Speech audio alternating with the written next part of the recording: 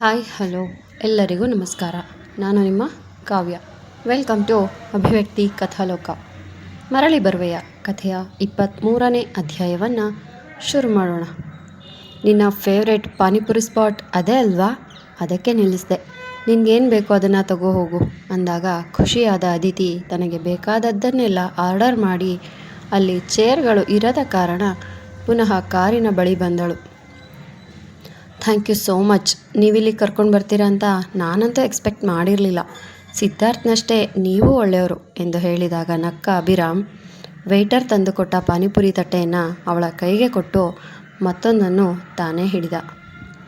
ಅದಿತಿ, ನಿನ್ನನ್ನೇನೋ ಕೇಳ್ತೀನಿ, ಡೈರೆಕ್ಟಾಗಿ ಉತ್ತರ ಕೊಡ್ತೀಯಾ ಎಂದ. ಅಯ್ಯೋ ಅದೇನದು, ಕೇಳಿ. ಈ ಅದಿತಿ ಯಾವತ್ತೂ ಇಂಡೈರೆಕ್ಟಾಗಿ ಉತ್ತರ ಕೊಡಲ್ಲ, ಎಲ್ಲ ಡೈರೆಕ್ಟಾಗಿಯೇ ಉತ್ತರಿಸೋದು. ನೇರ ದಿಟ್ಟ ನಿರಂತರ ಎಂದು ಪಾನಿಪುರಿ ತಿನ್ನುತ್ತಾ ಹೇಳಿದಳು. ನೀನು ಸಿದ್ಧಾರ್ಥ್ ತುಂಬ ಕ್ಲೋಸ್ ಅಲ್ವಾ? ಲೈಕ್ ಬೆಸ್ಟ್ ಫ್ರೆಂಡ್ ಥರ. ಎಂದರೆ ಬೆಸ್ಟ್ ಫ್ರೆಂಡ್ ಅಲ್ಲ, ಪ್ರಾಣ ಸ್ನೇಹಿತರು ನಾವಿಬ್ಬರು. ನನಗಂತೂ ಸಿದ್ದು ಅಂದರೆ ತುಂಬ ಇಷ್ಟ ಗೊತ್ತಾ. ಸಾಧು ಪ್ರಾಣಿ ಅವ, ಪಾಪ ಅವನು ಎಷ್ಟು ಒಳ್ಳೆಯವನು ಗೊತ್ತಾ. ನಾನು ಎಷ್ಟೇ ತಲೆ ತಿಂದರೂ ಎಲ್ಲದಕ್ಕೂ ತಲೆ ಆಡಿಸ್ತಾ ನಾನು ಹೇಳಿದ್ದನ್ನು ಕೇಳ್ತಿದ್ದ. ನನಗೋಸ್ಕರ ಫಾರಿನ್ಗೆ ಹೋಗೋ ಅವನ ಕನಸನ್ನು ಕೈ ಬಿಟ್ಟ. ಆ ಗಿಲ್ಟ್ ನನಗೆ ಜೀವನ ಪೂರ್ತಿ ಕಾಡ್ತಿರುತ್ತೆ. ಅವನ ಆಸೆ ಫಾರಿನ್ನಲ್ಲಿ MBA ಮಾಡೋದಾಗಿತ್ತು, ಆಮೇಲೆ ಅಲ್ಲೇ ಸೆಟಲ್ ಆಗಬೇಕು ಅಂತ ಕನಸು ಕಂಡಿದ್ದ. ಆದರೆ ನನಗಿಂತ ಅವನು 4 ವರ್ಷ ದೊಡ್ಡವನಲ್ವಾ, ಸೊ ನನ್ನನ್ನು ಬಿಟ್ಟು ಹೋದರೆ ನಾನು ಒಬ್ಬಳೇ ಆಗ್ತೀನಿ ಅಂತ MBAನ ಇಲ್ಲೇ ಮಾಡ್ದ. ಬೆಂಗಳೂರಿನಲ್ಲಿ ಕೆಲಸ ಸಿಕ್ಕರೂ ಸಹ ಅಲ್ಲಿಗೂ ಹೋಗದೆ ಇಲ್ಲೇ ಒಂದು ಸಣ್ಣ ಕಂಪನಿಯಲ್ಲಿ ಕೆಲಸ ಮಾಡ್ಕೊಂಡಿದ್ದಾನೆ. ಅಪ್ಪನ ಕಂಪ್ನಿಯಲ್ಲೂ ಜಾಬ್ ಬೇಡ ಅಂದ್ಬಿಟ್ಟ. ಇದೆಲ್ಲ ನನ್ನ ಕಾರಣದಿಂದಾನೇ ಆಗಿದ್ದು. ನನಗೆ ಎಷ್ಟು ಬೇಜಾರಾಗುತ್ತೆ ಗೊತ್ತಾ ಎಂದಳು. ಇಷ್ಟೆಲ್ಲ ಮಾಡಿರೋ ಅವನಿಗೋಸ್ಕರ ನೀನೇನು ಮಾಡಿದೀಯಾ ಎಂದು ಕತ್ತಿಗಿಂತ ಹರಿತವಾಗಿ ಬಂದಂತಹ ಪ್ರಶ್ನೆಯ ದಾಳಿಗೆ ನಲುಗಿದ ಅದಿತಿಯ ಕಣ್ಣು ತುಂಬಿತು. ಅಂದರೆ ನಾನೇನು ಮಾಡಲಿ ಅವನಿಗೆ ಕೊಡೋಕ್ಕೆ ನನ್ನ ಹತ್ರ ಏನೂ ಇರಲಿಲ್ಲ ಎಂದು ತಡವರಿಸಿದಳು. ರಿಯಲಿ? ಅಷ್ಟು ಪ್ರೀತಿ ಕೊಟ್ಟವನಿಗೆ ನಿನ್ನ ಹತ್ರ ಏನೂ ಇಲ್ವಾ ಕೊಡೋಕ್ಕೆ? ನೀವು ಹುಡುಗಿರಿದ್ದೀರಲ್ಲ, ತುಂಬ ಕಂಜೂಸ್ಗಳು. ಏನೂ ಅರ್ಥ ಆಗಲ್ಲ ನಿಮಗೆ. ಅರ್ಥ ಆಗೋ ಟೈಮಿಗೆ ಆ ಹುಡುಗನನ್ನು ಮುಳುಗಿಸ್ಬಿಟ್ಟಿರ್ತೀರ ಎಂದು ಕೋಪದಲ್ಲಿ ಹೇಳಿದ ಅಭಿರಾಮ್. ಅವನ ಕೈಯಲ್ಲಿದ್ದ ಪಾನಿಪುರಿ ತಟ್ಟೆಯನ್ನು ಅದಿತಿಯ ಕೈಗೆ ಕೊಟ್ಟು ಕಾರ್ ಹತ್ತಿದರೆ ಗೊಂದಲದಲ್ಲಿ ಅವನನ್ನೇ ನೋಡಿದ ಅದಿತಿ ಯಾವುದೇ ಚಿಂತೆ ಇಲ್ಲದೆ ಪಾನಿಪುರಿ ತಿಂದು ಮುಗಿಸಿದಳು. ಈ ಹುಡುಗಿಯರ ಹಣೆ ಬರಹವೇ ಇಷ್ಟು ಎಂದುಕೊಂಡ ಅಭಿರಾಮ್ ಫೋನ್ಪೇ ಮಾಡಿ ಕಾರ್ ಸ್ಟಾರ್ಟ್ ಮಾಡಿದ. ಅಯ್ಯೋ ಅದೇನಂತಹ ಅರ್ಜೆಂಟ್ ನಿಮಗೆ? ನಾನು ದಹಿಪುರಿ ಹೇಳೋಣ ಅಂತಿದ್ದೆ ಎಂದವಳನ್ನು ಕೋಪದಲ್ಲಿ ನೋಡಿದ. ಅಯ್ಯೋ ಸರಿ ನಡೀರಿ, ಮನೆಗೆ ಹೋಗೋಣ, ಮಾವ ನಮಗೋಸ್ಕರ ಕಾಯ್ತಿರ್ತಾರೆ ಎಂದಾಗ ಅವಳಿಗೇನೂ ಪ್ರತಿಕ್ರಿಯಿಸದೆ ಅಭಿರಾಮ್ ಮೌನವಾಗಿ ಕಾರು ಓಡಿಸುತ್ತಾ ಮನೆಗೆ ಬಂದಿದ್ದ. ಯಾರ್ದೋ ಕಾರಿದೆ, ಡ್ಯಾಡ್ ಹತ್ರ ಇದೇ ಥರ ಕಾರಿದೆ, ಅವರೇ ಬಂದಿದ್ದಾರೆ ಅನಿಸುತ್ತೆ. ಅಯ್ಯೋ ಡ್ಯಾಡ್ಗೆ ನಾವು ಇಲ್ಲಿಗೆ ಬಂದಿರೋದನ್ನು ಹೇಳಿಲ್ಲ, ಫೋನ್ ಬೇರೆ ಮನೆಯಲ್ಲೇ ಬಿಟ್ಟು ಹೊರಗಡೆ ಹೋಗಿದ್ವಿ, ಸೊ ನಮ್ಮನ್ನು ಇಲ್ಲಿ ತನಕ ಹುಡ್ಕೊಂಡು ಬಂದಿದ್ದಾರೆ ಅನಿಸುತ್ತೆ ಎಂದ ಅದಿತಿ ಗೇಟ್ ತೆರೆದು ಮನೆಯೊಳಗೆ ಹೋದರೆ ಅನುಮಾನದಲ್ಲಿ ಜಯರಾಮ್ ಅವರ ಕಾರ್ ಕಡೆ ನೋಡಿದ ಅಭಿರಾಮ್ ಅವಳನ್ನು ಹಿಂಬಾಲಿಸಿದನು. ಹಾಯ್ ಡ್ಯಾಡ್ ಎನ್ನುತ್ತಾ ಓಡಿ ಬಂದ ಅದಿತಿಗೆ ತನ್ನ ತಂದೆಯ ಮುಂದೆ ತಲೆ ತಗ್ಗಿಸಿ ನಿಂತಿದ್ದ ಮಾವ ಹಾಗೂ ಸಿದ್ಧಾರ್ಥ್ ಕಾಣಲಿಲ್ಲ. ಪ್ರಿನ್ಸೆಸ್ ಎನ್ನುತ್ತಾ ಎದ್ದು ನಿಂತು ಮಗಳನ್ನು ತಬ್ಬಿದ ಜಯರಾಮ್ ಅವರು ಮುಕುಂದರಾವ್ ಹಾಗೂ ಸಿದ್ಧಾರ್ಥ್ ಕಡೆ ನೋಡಿದರು. ಅಲ್ಲ ಪ್ರಿನ್ಸೆಸ್, ಸಿದ್ಧಾರ್ಥ್ಗೆ ಈ ರೀತಿ ಆಗಿದೆ ಅಂತ ನನಗೆ ವಿಷಯ ತಿಳಿಸಿದರೆ ನಾನು ನಿಮ್ಮಮ್ಮ ನಿಮ್ಮ ಜೊತೆನೇ ಬರ್ತಾ ಇರಲಿಲ್ವಾ? ಮಧ್ಯರಾತ್ರಿ ಅನ್ನೋದನ್ನು ನೋಡದೆ ನೀನು ಅಳಿಯಂದ್ರನ್ನ ಇಲ್ಲಿಗೆ ಕರ್ಕೊಂಡು ಬಂದಿದೆಯಲ್ಲ, ನಿಮ್ಮಮ್ಮ ಎಷ್ಟು ಟೆನ್ಷನ್ ಆಗಿದ್ದಾಳೆ ಗೊತ್ತಾ ಎಂದ ಜಯರಾಮ್ ಅವರು ತನ್ನನ್ನೇ ದಿಟ್ಟಿಸಿ ನೋಡುತ್ತಿದ್ದ ಅಳಿಯನ ನೋಟಕ್ಕೆ ವಿಚಲಿತಗೊಂಡರು. ಕಾವೇರಿ ಆಂಟಿಗಿಂತ ನೀವೇ ಟೆನ್ಷನ್ ಆದ ಹಾಗೆ ಕಾಣಿಸ್ತಿದೆ ಅಂಕಲ್. ಮಗಳನ್ನು ಬಿಟ್ಟಿರಲು ಅಷ್ಟು ಕಷ್ಟನಾ ನಿಮಗೆ ಎಂದು ಒಂದು ರೀತಿ ವ್ಯಂಗ್ಯವಾಗಿ ಅಭಿರಾಮ್ ಕೇಳಿದಾಗ ಜಯರಾಮ್ ಅವರಿಗೆ ಒಂದು ರೀತಿಯಾಯಿತು. ಅದು ನಿಜ ಅಭಿ, ಮಗಳನ್ನು ಬಿಟ್ಟಿರೋದು ನನ್ನ ಕೈಯಲ್ಲಿ ಆಗಲ್ಲ. ಅವಳು ಕಾಣದೇ ಇದ್ದಾಗ ಟೆನ್ಷನ್ ಆಯಿತು. ಸರಿ ನಡೀರಿ ಹೋಗೋಣ, ಕಾವೇರಿ ನಿಮಗೋಸ್ಕರ ಕಾಯ್ತಿದ್ದಾಳೆ, ನಾವಿಲ್ಲಿಂದ ಹೊರಡೋಣ ಎಂದರು ಜಯರಾಮ್. ಡ್ಯಾಡ್ ಇಷ್ಟು ಬೇಗ ಹೊರಡೋದಾ? ಬೆಳಗ್ಗೆ ತಾನೇ ಮಾವನ ಮನೆಗೆ ಬಂದಿದ್ದು, ನಾವು ಇನ್ನೊಂದು 2 ದಿನ ಮೈಸೂರಲ್ಲಿ ಇದ್ದು ಬರ್ತೀವಿ. ಮಾವ, ಸಿದ್ಧಾರ್ಥ್ ನೀವಿಬ್ಬರು ಯಾಕೆ ಸೈಲೆಂಟಾಗಿ ನಿಂತಿದ್ದೀರಾ? ಯಾಕೆ? ನಾನು ಅಭಿ ನಿಮ್ಮ ಮನೆಯಲ್ಲಿರೋದು ನಿಮಗಿಷ್ಟ ಇಲ್ವಾ ಎಂದು ನೇರವಾಗಿ ಕೇಳಿದಳು. ಅಯ್ಯೋ, ನಿಮ್ಮ ಮಾವನಿಗೆ ನೀನು ಅಂದರೆ ತುಂಬ ಇಷ್ಟ, ಹಾಗಂತ ಅವ್ರಿಗೆ ತೊಂದರೆ ಕೊಡೋಕ್ಕಾಗುತ್ತಾ ಪುಟ್ಟ? ಸಿದ್ಧಾರ್ಥ್ಗೆ ಬೇರೆ ಈ ರೀತಿಯಾಗಿದೆ. ಈ ಸಮಯದಲ್ಲಿ ನಿನ್ನ ಮತ್ತು ಅಳಿಯಂದ್ರ ಉಪಚಾರ ಮಾಡೋಕ್ಕಾಗುತ್ತಾ ಹೇಳು? ಈಗ ಸಿದ್ಧಾರ್ಥ್ನ ನೋಡಿ ಆಗಿದೆ ಅಲ್ವಾ? ಅವ್ನು ನೋಡು, ಗುಂಡು ಕಲ್ಲಿನ ಹಾಗೆ ಇದ್ದಾನೆ. ಇನ್ನು ಲೇಟ್ ಮಾಡೋದು ಬೇಡ, ಅಲ್ಲಿ ಮನೆಯಲ್ಲಿ ನಿಮ್ಮಮ್ಮ ಕಾಯ್ತಿರ್ತಾಳೆ. ನಡಿ ಹೋಗೋಣ ಎಂದು ತಮ್ಮದೇ ಕೊನೆ ನಿರ್ಧಾರ ಎನ್ನುವಂತೆ ಹೇಳಿದಾಗ ಅದಿತಿಗೆ ಬೇರೆ ಆಯ್ಕೆ ಇರಲಿಲ್ಲ. ಅದಿತಿ, ನಿಮ್ಮ ಡ್ಯಾಡ್ ಅಷ್ಟು ಹೇಳ್ತಿದ್ದಾರೆ ಅಂದಮೇಲೆ ಇಲ್ಲಿರೋದು ಬೇಡ. ಹಾಗಂತ ನಿಮ್ಮ ತಂದೆಯ ಮನೆಗೆ ಹೋಗೋದು ಬೇಡ. ನಾವಿಲ್ಲಿಂದ ನೇರವಾಗಿ ನಮ್ಮ ಮನೆಗೆ ಹೋಗ್ತಿದ್ದೀವಿ. ಬರೀ ನಾವಷ್ಟೇ ಅಲ್ಲ, ಸಿದ್ಧಾರ್ಥ್ ಮತ್ತು ಮುಕುಂದ್ ಅಂಕಲ್ ಸಹ ನಮ್ಮ ಜೊತೆ ಬರ್ತಿದ್ದಾರೆ.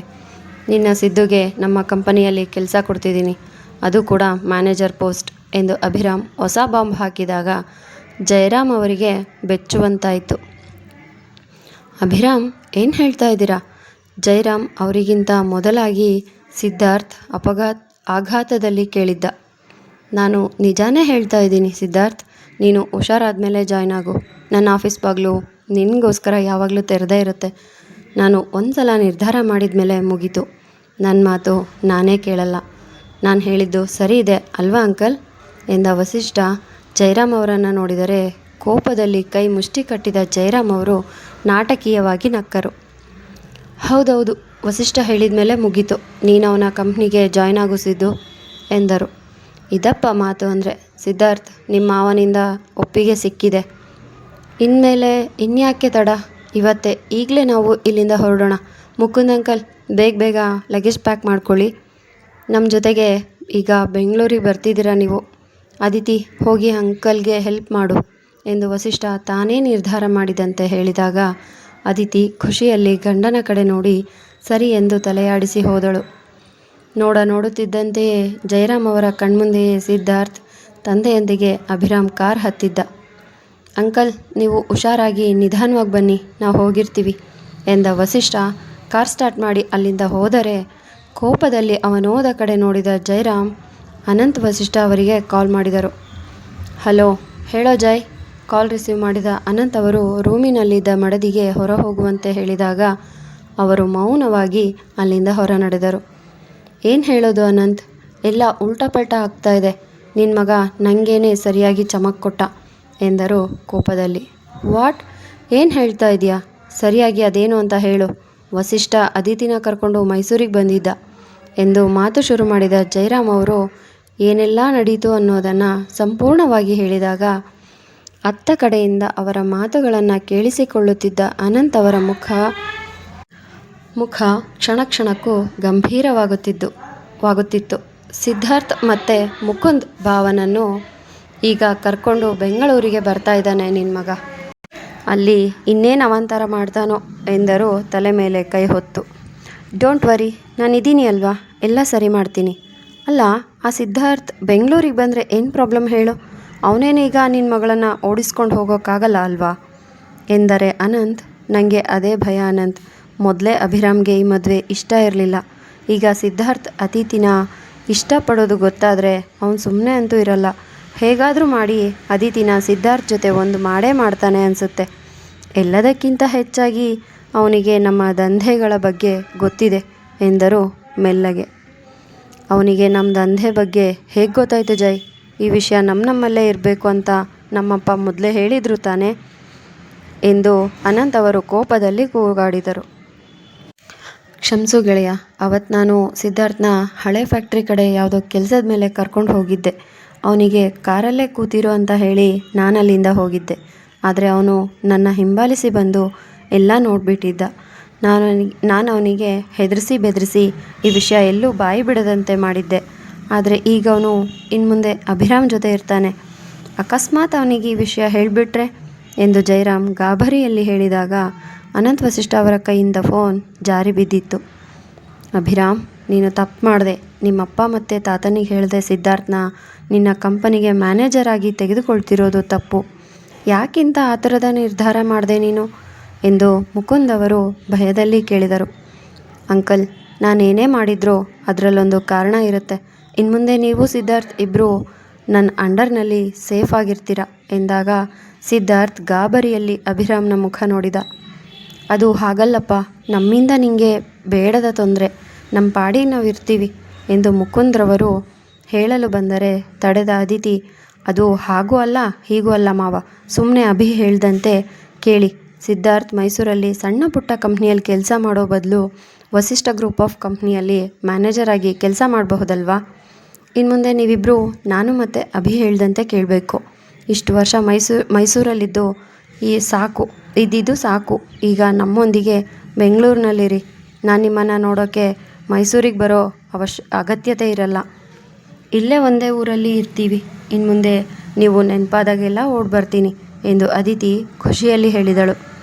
ನಿಮ್ಮ ಮನಸ್ಸಲ್ಲಿ ಏನು ನಡೀತಾ ಇದೆ ಅಭಿ? ನೀನೇನೋ ಪ್ಲ್ಯಾನ್ ಮಾಡ್ತಾ ಇದ್ದೀಯಾ, ಆದರೆ ಏನು ಅಂತ ಗೊತ್ತಾಗ್ತಾ ಇಲ್ಲ. ನನ್ನ ಪ್ರೀತಿ ವಿಷಯ ತಿಳಿದು ನನಗೆ ತೊಂದರೆ ಮಾಡ್ತೀಯಾ ನೀನು? ಇಲ್ಲ ಅನಿಸುತ್ತೆ. ನಿನ್ನನ್ನು ನೋಡಿದ್ರೆ ನೀನು ಆ ರೀತಿಯ ಮನುಷ್ಯ ಅಲ್ಲ. ಮೊದಲು ನಿಮ್ಮ ಯೋಚನೆ ಏನು ಅನ್ನೋದನ್ನು ನಾನು ತಿಳ್ಕೊಳ್ಬೇಕು. ಎಂತಹ ಒಳ್ಳೆಯ ಗಂಡನಾದರೂ ಸಹ ತನ್ನ ಹೆಂಡತಿಯನ್ನು ಮತ್ತೊಬ್ಬ ಪ್ರೀತಿಸುತ್ತಿದ್ದ ಅಂದರೆ ಸುಮ್ಮನೆ ಕೂರಲ್ಲ. ಅಂಥದ್ರಲ್ಲಿ ನೀವು ನನಗೆ ನಿಮ್ಮದೇ ಕಂಪ್ನಿಯಲ್ಲಿ ಒಂದೊಳ್ಳೆ ಪೋಸ್ಟ್ ಕೊಟ್ಟು ನಿಮ್ಮ ಜೊತೆ ಇರೋ ಥರ ಮಾಡ್ತಿದ್ದೀರಾ. ಅಂದರೆ ಅಕಸ್ಮಾತ್ ನೀನೇನಾದರೂ ಅದಿತಿಯ ಜೊತೆ ನನ್ನನ್ನು ಒಂದು ಮಾಡಬೇಕು ಅಂದ್ಕೊಂಡಿದೀಯಾ ಎಂದು ಮನಸ್ಸಲ್ಲಿಯೇ ಮಂಥನ ನಡೆಸುತ್ತಿದ್ದ ಸಿದ್ಧಾರ್ಥ್ ಕಾರು ನಿಂತಾಗ ಅಭಿರಾಮ್ ಮುಖ ನೋಡಿದನು. ಬೆಂಗಳೂರಿಗೆ ರೀಚ್ ಆಗೋಕ್ಕೆ ಇನ್ನೂ 1 ಗಂಟೆ ಬೇಕು. ಬನ್ನಿ, ಊಟ ಮುಗಿಸ್ಕೊಂಡು ಹೊರಡೋಣ ಎಂದು ಕಾರ್ನಿಂದ ಇಳಿದ ಅಭಿರಾಮ್ ಮುಂದೆ ನಡೆದರೆ ಬೇರೆ ಆಯ್ಕೆ ಇಲ್ಲದೆ ಮುಕುಂದ್ರಾವ್ ಹಾಗೂ ಸಿದ್ಧಾರ್ಥ್ ಅವನನ್ನು ಹಿಂಬಾಲಿಸಿದರು. ಊಟವಾದ ಬಳಿಕ ಮತ್ತೆ ಪಯಣ ಶುರುವಾಗಿತ್ತು ಬೆಂಗಳೂರಿನ ಕಡೆಗೆ. ಅಭಿರಾಮ್, ಎಲ್ಲಿಗೆ ಕರ್ಕೊಂಡು ಹೋಗ್ತಾ ಇದೆಯಾ? ದಯವಿಟ್ಟು ನಿಮ್ಮ ಮನೆಗೆ ಮಾತ್ರ ಬೇಡ. ನಾವು ಇಲ್ಲೆಲ್ಲಾದರೂ ಬಾಡಿಗೆ ಮನೆ ಹುಡುಕೊಳ್ತೀವಿ. ಕಾರ್ ನಿಲ್ಲಿಸು ಎಂದು ಸಿದ್ಧಾರ್ಥ್ ಗಾಬರಿಯಲ್ಲಿ ಹೇಳುತ್ತಿದ್ದರೆ ದೊಡ್ಡ ಕಟ್ಟಡದ ಮುಂದೆ ಕಾರ್ ನಿಲ್ಲಿಸಿದ ವಸಿಷ್ಠ ಎಲ್ಲರಿಗೂ ಇಳಿಯಲು ಹೇಳಿದ.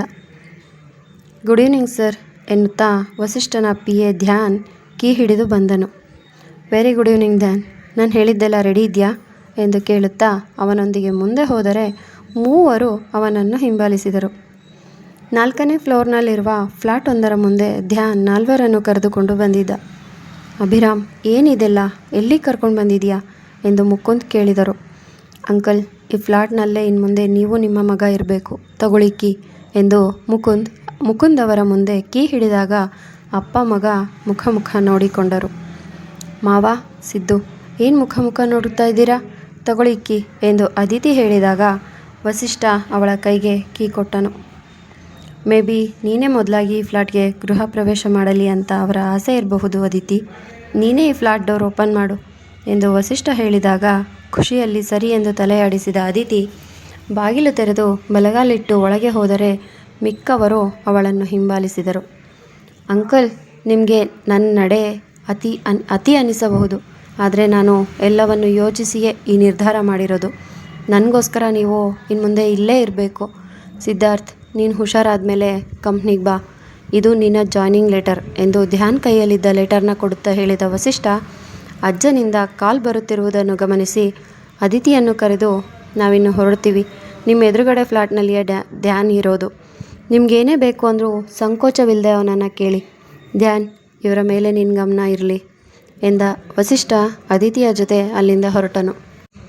ದೇವಿ, ಇವತ್ತು ರಾತ್ರಿಗೆ ಏನು ಅಡುಗೆ ಮಾಡೋಣ ಎಂದು ಹೊರಗಿತ್ತಿಯ ಜೊತೆ ಚರ್ಚಿಸುತ್ತಿದ್ದ ಅಮೃತ ಅವರು ಮಗ ಸೊಸೆ ಮನೆಯೊಳಗೆ ಬರುತ್ತಿರುವುದನ್ನು ಕಂಡು ಆಶ್ಚರ್ಯಗೊಂಡರು.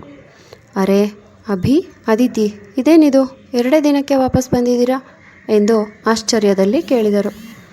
ಆಫೀಸ್ನಲ್ಲಿ ತುಂಬ ಕೆಲಸ ಇದೆ ಮಾಮ್, ಅದಕ್ಕೆ ವಾಪಸ್ ಬಂದ್ವಿ. ನನಗೀಗ ಸ್ವಲ್ಪ ಕೆಲಸ ಇದೆ, ರೂಮ್ನಲ್ಲಿರ್ತೀನಿ. ಸ್ಟ್ರಾಂಗ್ ಆಗಿ ಕಾಫಿ ಮಾಡ್ತೀನಿ ಎಂದವ ತನ್ನ ಪಾಡಿಗೆ ತಾನು ಮೆಟ್ಟಿಲು ಹತ್ತಿ ಹೋದರೆ ಒಂಟಿಯಾಗಿ ನಿಂತ ಅದಿತಿ ಅಲ್ಲೇ ಕೂತಿದ್ದ ಅನನ್ಯ ಅವಿನಾಶ್ ಬಳಿ ಹೋದಳು. ಅನನ್ಯ, ಅವಿನಾಶ್ ಶ್ರೀದೇವಿ ವಿಷ್ಣು ದಂಪತಿಗಳ ಮುದ್ದಾದ ಮಕ್ಕಳು. ಅವಿನಾಶ್ MBA ಫೈನಲ್ ಇಯರ್ನಲ್ಲಿದ್ದರೆ ಅನನ್ಯ ತಾಯಿಯಂತೆ ಡಾಕ್ಟರ್ ಆಗಲು 3ನೇ ವರ್ಷದ MBBS ಓದುತ್ತಿದ್ದಳು. ಹಾಯ್ ಅದ್ಕೆ, ಹೇಗಿತ್ತು ತವ್ರ ಮನೆಯ ಆತಿಥ್ಯ ಎಂದಳು ಅನನ್ಯ. ಚೆನ್ನಾಗಿತ್ತು ಅನು ಎಂದವಳ ಮುಂದೆ ಅಡುಗೆ ಮನೆಯ ಕೆಲಸದ ರಾಮಕ್ಕ ಜ್ಯೂಸ್ ಹಿಡಿದಳು. ಥ್ಯಾಂಕ್ ಯು ರಾಮಕ್ಕ ಎಂದವಳು ಜ್ಯೂಸ್ ಕುಡಿಯುತ್ತಾ ಕೂತರೆ ಅನು, ದೇವಿ ಅವಳನ್ನು ಮಾತನಾಡಿಸುತ್ತಿದ್ದರು. ಇತ್ತ ಮನೆಗೆ ಬಂದ ತಕ್ಷಣ ಕೋಣೆ ಸೇರಿಕೊಂಡ ಜಯರಾಮ್ ಅವರು ಕೋಪದಲ್ಲಿ ಕೈಗೆ ಸಿಕ್ಕ ವಸ್ತುಗಳನ್ನು ಎಸೆದು ತಮ್ಮ ಕೋಪ ತೀರಿಸಿಕೊಂಡರು. ಹಲೋ, ಅವನನ್ನು ಫಾಲೋ ಮಾಡಿದ್ರಾ? ಎಲ್ಲಿಗೆ ಕರ್ಕೊಂಡು ಹೋದ ಎಂದು ಜಯರಾಮ್ ಅವರು ತಮ್ಮ ಕಡೆಯ ಹುಡುಗರಿಗೆ ಕಾಲ್ ಮಾಡಿ ವಿಚಾರಿಸುತ್ತಿದ್ದರು.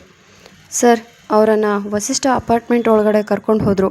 ಈ ಬಿಲ್ಡಿಂಗ್ಗೆ ವಸಿಷ್ಠ ಸರ್ ಪರ್ಮಿಷನ್ ಇಲ್ಲದೆ ಯಾರಿಗೂ ಎಂಟ್ರಿ ಇಲ್ಲ, ಸ್ವತಃ ಅನಂತ್ ಸರ್, ಮಹಾದೇವ್ ಸರ್ಗೂ ಸಹ ಎಂದರೆ ಕೈತಪ್ಪಿ ಹೋದ ಸಿದ್ಧಾರ್ಥ್ನ ನೆನಪಿಸಿಕೊಂಡು ಕೂಗಾಡುತ್ತಿದ್ದ ಜಯರಾಮ್ ಅವರು ಮೊದಲ ಬಾರಿಗೆ ಜೀವನದಲ್ಲಿ ಸಣ್ಣ ಮಟ್ಟದ ಸೋಲು ಅನುಭವಿಸಿದ್ದರು. ಎಷ್ಟೇ ಆಗಲಿ ಸೋಲಿನ ರುಚಿ ತೋರಿಸಿದ್ದು ಅಳಿಯ ಅಲ್ವೇ? ಇವರ ಅಸಲಿ ಬುದ್ಧಿ ಗೊತ್ತಿಲ್ಲದೆ ಅಭಿರಾಮ್ ವಸಿಷ್ಠ ಇವರಿಗೆ ಸೋಲಿನ ರುಚಿ ತೋರಿಸಿದ. ಅಕಸ್ಮಾತ್ ಇವರ ನಿಜವಾದ ಮುಖ ತಿಳಿದರೆ ಏನು ಮಾಡಬಹುದು? ನಿಜಕ್ಕೂ ವಸಿಷ್ಠನಿಗೆ ಇಷ್ಟು ಬೇಗ ಸತ್ಯ ತಿಳಿಯುವುದೇ? ಅಭಿರಾಮ್ ಮನೆಗೆ ಬಂದಿದ್ದರೂ ತನ್ನನ್ನು ನೋಡಲು ಬಾರದೇ ಇದ್ದದ್ದು ಅನಂತ್ ಅವರಿಗೆ ಭಯ ತರಿಸಿತು. ಮಗ ಎಂದರೆ ಪಂಚ ಪ್ರಾಣ ಅವರಿಗೆ. ಯಾಕೋ ಮಗ ಕೈತಪ್ಪಿ ಹೋಗುತ್ತಿದ್ದಾನೆ ಎನಿಸಿತು ಅವರಿಗೆ. ತಕ್ಷಣ ಮಗನನ್ನು ಹುಡುಕಿ ಅವನ ರೂಮ್ ಕಡೆ ಹೆಜ್ಜೆ ಹಾಕಿದರು. ಫ್ರೆಶಪ್ ಆಗಿ ಹೊರಬಂದ ಅಭಿರಾಮ್ ಸೋಫಾ ಮೇಲೆ ಕೂತಿದ್ದ. ತಂದೆಯನ್ನು ಕಂಡು ಸಣ್ಣದಾಗಿ ನಕ್ಕನು. ಮಗನ ಮುಖದಲ್ಲಿ ನಗು ಕಂಡು ಆಶ್ಚರ್ಯವಾದರೂ ಅದನ್ನು ತೋರ್ಪಡಿಸದ ಅನಂತ್ ಅವರು ಮಗನ ಬಳಿ ಮಾತನಾಡಲು ಗಂಟಲು ಸರಿಪಡಿಸಿಕೊಂಡರು. What a surprise Abhi! ಇದೇನಿದು, ಮಾವನ ಮನೆಯ ಆತಿಥ್ಯ ಬಿಟ್ಟು ಮನೆಗೆ ಬಂದುಬಿಟ್ಟಿದೆಯಾ? ನಿಮ್ಮ ಮಾವ ಅಷ್ಟು ಚೆನ್ನಾಗಿ ಆತಿಥ್ಯ ಮಾಡಿದ್ರಾ? ಇಲ್ಲಿಗೆ ಬೇಗನೆ ಬರುವಂತೆ ಎಂದು ಒಂದು ರೀತಿಯಲ್ಲಿ ವ್ಯಂಗ್ಯವಾಗಿ ಕೇಳಿದರು. ಫಸ್ಟ್ ಆಫ್ ಆಲ್ ಇದು ನಿಮಗೆ ಸರ್ಪ್ರೈಸ್ ಅಲ್ಲ ಅಂತ ಗೊತ್ತಿದೆ ಡ್ಯಾಡ್. ಈಗಾಗಲೇ ನಿಮ್ಮ ಆಪ್ತ ಮಿತ್ರ ನಿಮಗೆ ಕಾಲ್ ಮಾಡಿ ಎಲ್ಲ ವಿಷಯ ತಿಳಿಸಿರ್ತಾರೆ. ಸೊ ಡೈರೆಕ್ಟಾಗಿ ವಿಷಯಕ್ಕೆ ಬನ್ನಿ ಎಂದನು. ಎಸ್, ನೀನು ಹೇಳ್ದಂತೆ ಜಯರಾಮ್ ನನಗೆ ಕಾಲ್ ಮಾಡಿ ಎಲ್ಲ ವಿಷಯನೂ ಹೇಳ್ದ. ನೀನು ಅದಿತಿ ಇದ್ದಕ್ಕಿದ್ದಂತೆ ಮಧ್ಯರಾತ್ರಿ ಅನ್ನೋದನ್ನು ಸಹ ನೋಡಿದೆ ಮೈಸೂರಿಗೆ ಹೋಗಿದ್ದು. ಆಮೇಲೆ ಮೈಸೂರಿನಲ್ಲಿದ್ದ ಅದಿತಿಯ ಮಾವ ಮತ್ತು ಮಾವನ ಮಗನನ್ನು ಬೆಂಗಳೂರಿಗೆ ಕರೆತಂದಿದ್ದು. ಹಾಗೆ ನೀನು ನನ್ನನ್ನು ಕೇಳದೆ ಅದಿತಿಯ ಮಾವನ ಮಗನಿಗೆ ಆಫೀಸ್ನಲ್ಲೇ ಮ್ಯಾನೇಜರ್ ಪೋಸ್ಟ್ ಕೊಟ್ಟಿದ್ದು ಎಲ್ಲವನ್ನೂ ಜಯರಾಮ್ ಹೇಳಿದ್ದಾನೆ. ಏನು ನಡೀತಾ ಇದೆ ನಿನ್ನ ತಲೆಯಲ್ಲಿ? ಏನು ಮಾಡೋಕ್ಕೆ ಹೊರಟಿದೆಯಾ ಎಂದು ಕೋಪದಲ್ಲಿ ಗುಡುಗಿದರು. ನಾನು ನಿಮ್ಮ ಮಗ ಡ್ಯಾಡ್. ನಾನೇನೇ ಮಾಡಿದರೂ ಪರ್ಫೆಕ್ಟಾಗಿಯೇ ಮಾಡೋದು. Siddharth well educated and is brilliant. ಈಗ ಕಂಪನಿಯಲ್ಲಿ ಮ್ಯಾನೇಜರ್ ಪೋಸ್ಟ್ ಖಾಲಿ ಇತ್ತು. ಆ ಜಾಗಕ್ಕೆ ಒಳ್ಳೆ ಕೆಲಸಗಾರರು ಬೇಕಿತ್ತು. ಸೊ ಆತನನ್ನು ಅಪಾಯಿಂಟ್ ಮಾಡಿಕೊಂಡೆ. ಇದರಿಂದ ನಿಮ್ಮ ಪ್ರೀತಿಯ ಸೊಸೆಗೆ ಖುಷಿಯಾಗುತ್ತೆ. ಸೊ ನಿಮಗೂ ಸಹ ಖುಷಿಯಾಗಿರಬೇಕು ಅಲ್ವಾ? ಜಾಸ್ತಿ ಯೋಚಿಸೋಕ್ಕೆ ಹೋಗಬೇಡಿ ಡ್ಯಾಡ್. ನಾನೇನೂ ಮಾಡೋಕ್ಕೆ ಹೊರಟಿಲ್ಲ. ತಪ್ಪಾಗಿದ್ದನ್ನು ಸರಿಪಡಿಸ್ತಾ ಇದ್ದೀನಿ ಎಂದವನು ಕೋಣೆಯೊಳಗೆ ಬಂದ ತಾಯಿಯನ್ನು ಕಂಡು ಮಾತು ನಿಲ್ಲಿಸಿದ. ಸಾರಿ, ನೀವು ಅಪ್ಪ ಮಗ ಏನೋ ಮಾತಾಡ್ತಾ ಇದ್ರಿ ಅನಿಸುತ್ತೆ. ಅಭಿ, ತಗೋ ನೀನು ಕೇಳಿದ್ದ ಸ್ಟ್ರಾಂಗ್ ಕಾಫಿ. ನಾನು ಆಚೆ ಹೋಗ್ತೀನಿ, ನಿಮ್ಮ ಮಾತನ್ನು ಕಂಟಿನ್ಯೂ ಮಾಡಬಹುದು ಎಂದ ಅಮೃತ ಅವರು ಮಗನ ಕೈಗೆ ಕಾಫಿ ಲೋಟ ಕೊಟ್ಟು ಹೊರಗೆ ಹೋದರು. ಮುಂದುವರೆಯುವುದು. ನಿಮ್ಮ ಅನಿಸಿಕೆ ಅಭಿಪ್ರಾಯಗಳನ್ನು ಕಮೆಂಟ್ ಮೂಲಕ ತಿಳಿಸಿ. ಧನ್ಯವಾದಗಳು.